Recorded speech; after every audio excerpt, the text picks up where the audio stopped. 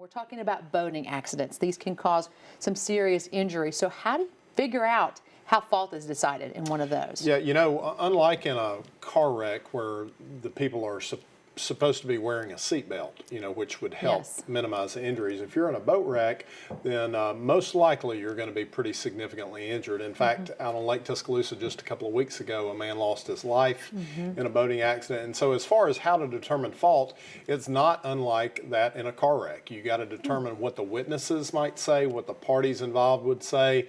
The officer investigating would certainly have an opinion, but you know, just like Lynn, there are rules of the road, there are rules of the water. You're supposed to stay to the right. You're supposed to yield to sailboats, for instance. You're supposed to yield to non-motorized boats. So there's very specific rules. You would just have to look at the law just like in anything else, but certainly witness statements would go a long way. You know, there are many different ways, Lynn, that a boat wreck could occur. Some of those are on the screen there. Certainly a boat-on-boat impact. You could even have a wreck just by hitting another boat's very large wake. We've seen that before in our office.